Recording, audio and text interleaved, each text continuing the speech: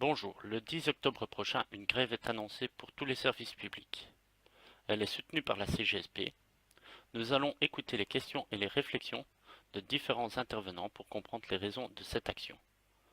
Bonjour Eva, avons-nous quelqu'un en ligne? À vous la parole. Bonjour Ludo, nous avons en ligne un pensionné qui aimerait partager avec nous ses inquiétudes au sujet de la pension. Oui, bonjour, ici Jean-Pierre, je suis un ancien cheminot, conducteur de train, et ma fille est également cheminote, elle est commis d'exploitation en gare. Et ce qui me fait le plus peur, c'est la volonté de notre gouvernement à retirer les tantièmes préférentiels, ce qui, allez, est une façon de calculer nos pensions. Avant, elle était calculée d'une manière où on était assez, allez, on avait notre pension. Maintenant, elle va être calculée différemment à notre désavantage. Et quelles sont les conséquences de tout cela? Bonjour, nous avons au central John. John, vous nous avez téléphoné, vous aussi vous aimeriez vous exprimer, on vous écoute. Oui, donc bonjour, ici c'est John, hein. J'ai signé mon statut il y a 8 ans en tant qu'agent d'exploitation en nettoyage, ici dans une des plus grandes gares de Belgique. Et en fait, à cette époque-là, j'ai signé quelque chose comme les salaires différés. Allez, je n'ai pas trop compris ce que c'était. On m'a plus ou moins expliqué qu'en fait, on touchait moins au début que dans le privé et on touchait un peu plus à notre pension. Et la promesse ne sera non tenue maintenant, donc je me sens un peu dupé et volé par ce gouvernement et par les promesses non tenues de celui-ci. Et donc ça c'est vraiment mon inquiétude, sachant qu'en étant que allez, commis d'exploitation, etc., je ne gagne pas énormément et j'ai accepté un petit sacrifice sur mon salaire et que maintenant on me retire même ce petit sacrifice et je trouve ça un peu scandaleux. Bonjour, nous avons en ligne Bertha. Bertha qui a 69 ans et a fait une carrière de 40 ans. Bertha, vous avez travaillé dans les services publics et vous aimeriez faire part de votre désarroi actuel quant à la pension. Nous vous écoutons. Oui, bonjour, je m'appelle Bertha. Moi, comme vous l'avez dit, j'ai 40 ans de carrière et j'ai élevé toute seule mes deux enfants, mes deux garçons. Comme il se doit, j'avais un assez bon travail dans la fonction publique et je m'en sors avec la pension actuelle, mais je m'inquiète beaucoup pour mes garçons parce que le monde y change et l'avenir des pensions, ce n'est plus ce que moi j'ai connu. Et d'ailleurs, je le vis actuellement avec ma sœur qui vit en Allemagne et mon autre sœur qui vit en Grèce. Malgré que l'on dit tout le temps que c'est l'Union européenne, je remarque que dans certains pays, on est en train de faire un peu le Kobe dans certains pays avec des mesures et ça risque d'arriver dans notre pays avec ce gouvernement. Et ma sœur en Allemagne, elle vit avec une trop petite pension, n'en parlons même pas de ma sœur en Grèce, et je le renvoie, quand je peux, je le renvoie un peu d'argent. Maintenant, en sachant que moi-même je suis dans une maison de retraite, ça coûte assez cher, je n'ai pas tellement d'argent non plus, mais je me demande vraiment comment mes enfants vont faire plus tard avec une petite pension, comment ils vont payer s'ils doivent un jour comme moi se retrouver en maison de retraite. Ça, c'est une grande inquiétude pour moi. Bonjour, donc nous avons Jean-Yves, travailleur infra, qui est en ligne. Il nous signale avoir de gros problèmes de dos et travailler durement et aimerait partager avec nous ses inquiétudes pour son travail dans les années à venir. Oui, bonjour, ici c'est Jean-Yves, je suis soudeur infra, ici à Scarbeck, hein, du côté de Scarbeck à Rennes, et je me demandais un peu les métiers pénibles, etc., qu'est-ce qui était vraiment, parce que les médecins nous baladent, on ne sait pas qui est métier pénible, si c'est ceux à pause, si c'est ceux qui portent les charges lourdes, etc. Ben, allez, moi je suis un peu ennuyé parce que nous on porte des charges très lourdes, on travaille dans des grosses chaleurs, on fait les pauses et on est rappelable tout le temps en cas d'incident, etc. Et donc, est-ce que c'est pas un prétexte à Monsieur Baclen de réduire notre pension et de nous faire travailler plus longtemps sur vraiment un prétexte sur le dos des travailleurs pour faire des économies sur notre dos à nous qui suons toute la journée pour que le pays tourne bien. Ok, merci à tous ces intervenants, merci Eva. Et donc, on a vu beaucoup de questions sur la pension, etc. Est-ce que vous avez d'autres questions au standard? Oui, Ludo, alors ici nous avons en ligne une déléguée CGSP qui aimerait répondre à une question qu'on pose fréquemment, à savoir à quoi servent les syndicats. Donc nous l'écoutons maintenant. Oui, bonjour. Alors la question fréquente, c'est vrai qu'on se demande à quoi servent les syndicats. Il faut savoir que le gouvernement est en train de prendre des mesures qui attaquent clairement dans les services publics l'emploi statutaire en faveur des contractuels.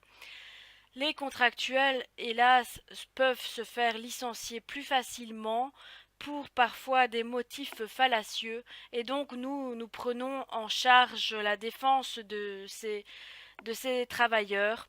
Hélas, si maintenant ils sont contractuels, c'est plus difficile pour nous. En tant que statutaire, il faut savoir qu'il y a un fascicule disciplinaire qui permet à ces gens d'être défendus premièrement par un délégué syndical, deuxièmement par un conseil d'appel et enfin troisièmement jusqu'au conseil d'État si cela devait aller plus loin. Donc cela permet en quelque sorte d'avoir une stabilité et une sécurité d'emploi qui n'est pas garantie avec les contractuels. Et autrement aussi, ce qu'il faut dire, c'est que le gouvernement est en train de mettre en place des flexi-jobs.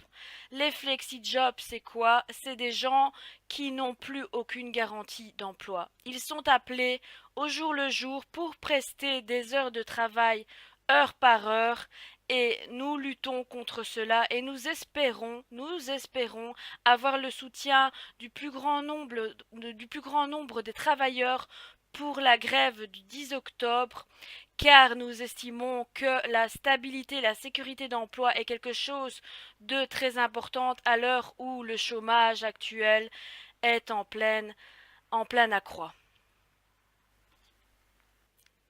Oui, Ludo, donc nous avons ici en ligne Anne-Lise, conseillère financière à Infrabel, qui aimerait nous faire part des mesures souhaite prendre le gouvernement concernant les temps partiels. Donc nous allons écouter Anne-Lise, merci. Oui, bonjour. Voilà, je m'appelle Annie, je suis conseiller finance à Infrabel et maman de quatre enfants âgés de 1 an jusqu'à 7 ans. Et mon grand problème, c'est par exemple la loi Peters qui a instauré les flexi-jobs. Je suis vraiment opposée à cette mesure en sachant que nous avons, et je l'admets, un grand avantage avec nos temps partiels. Je prends moi-même un temps partiel pour m'occuper de mes enfants. Et il est vrai que dans les mesures que le gouvernement veut prendre à l'avenir, il y a de grandes attaques face à ce 4/5e. Et en tant que maman avec beaucoup de responsabilités, il faut savoir que c'est très difficile. Fait rare, je suis également déléguée de la CGSP. Je m'investis beaucoup, mais j'ai parfois beaucoup de difficultés entre ma casquette de déléguée et mon rôle de conseiller financière. Et je voulais exposer ici ma volonté de vraiment combattre des mesures qui ne sont pas du tout positives pour les mamans qui veulent s'investir au travail, qui s'investissent tous les jours dans un chemin de faire un service public de qualité et en même temps qui défendent par derrière les travailleurs et des prises de décision qui ne vont pas toujours dans le sens des qualités qu'on peut offrir en tant que service public. Voilà, je voulais vraiment m'exprimer en tant que maman, en tant que femme travailleuse. Je vous remercie.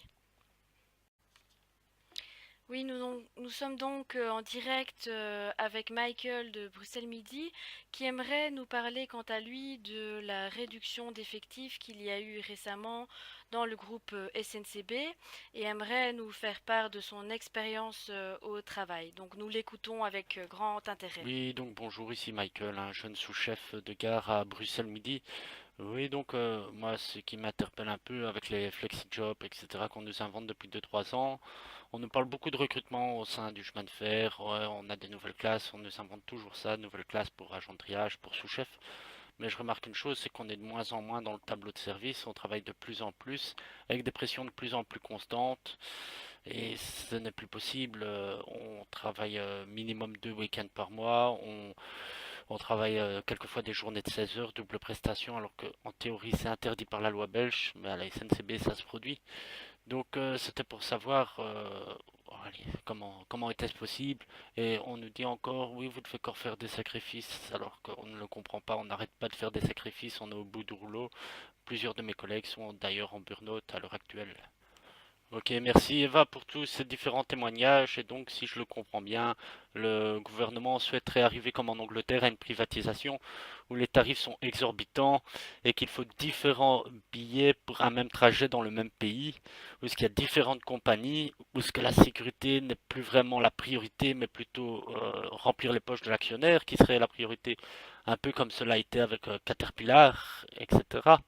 Et nous savons également que le fret en Belgique est déjà privatisé et justement nous avons un invité qui a suivi ce dossier de très près, la privatisation du fret, et nous allons lui laisser la parole. Oui, bonjour, moi je m'appelle Julie et j'ai travaillé pendant 8 ans en tant que comptable comme contractuel auprès de la société B-Cargo. Et il faut savoir que quand elle a été privatisée, j'ai été à ce moment-là licenciée. Je voudrais aujourd'hui faire un témoignage très important. Il faut savoir qu'à l'époque, il y avait des fonds publics qui appartenaient à la B Holding. Et lorsque on a créé une filiale vers B Logistique, il y a eu un transfert de fonds pour un certain montant très important. À ce moment-là, il y a Argos, des capitalistes suisses, qui sont venus racheter la filiale pour 20 millions d'euros, ce qui était à l'époque très peu. À ce moment-là, la société a été rachetée, donc les fonds publics sont transférés vers le fonds privé pour un tout petit montant. Et c'est ce que je veux dénoncer avec la privatisation. C'est que nous allons créer des filiales, ensuite qui vont être privatisées, et que ces fonds publics vont se retrouver dans des fonds privés et rachetés par des actionnaires à un très petit prix. Et je trouve cela honteux, car entre-temps, ce sont des gens comme moi qui en subissons les conséquences. Des gens qui travaillons depuis des années dans des entreprises sont licenciés du jour au lendemain, car le statut est tout simplement nié. Je vous remercie. Ok, un grand merci pour ce témoignage poignant des pratiques faites lors de la privatisation de Bicargo.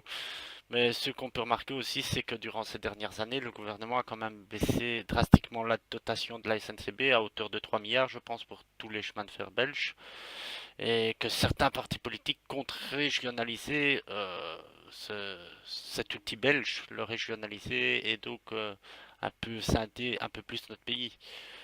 Justement, j'entends ici que nous avons une information de dernière minute. Nous allons rejoindre tout de suite notre envoyé spécial. Oui, Ludo, comme on a pu le savoir récemment, le gouvernement voudrait instaurer un service minimum. De quoi s'agit-il exactement? Pour mieux le comprendre, la CGSP Cheminot Bruxelles a décidé de faire une action le 23 août dernier et de nous montrer en temps réel exactement les conséquences de ce service minimum. Il faut savoir que la CGSP dénonce une attaque au droit de grève. Mais pour les voyageurs qui se sentiraient pris en otage, il faut aussi expliquer que la CGSP a vraiment mis en évidence le manque de confort et le manque évident de sécurité que pourraient vivre les voyageurs s'ils arrivent à prendre un train, car on a pu le constater, évidemment tous les trains ne seront pas disponibles, il ne sera pas évident et facile de prendre un train, au contraire de ce que le gouvernement laisse à penser. Aussi, il faut savoir récemment aussi une mesure qui a été prise par le tribunal de Bruxelles. Infrabel a été il a été décidé qu'Infrabel ne pouvait avoir recours à une procédure de requête unilatérale en référé pour l'interdiction de bloquer les voies. Donc cela aura sans doute un impact ce 10 octobre.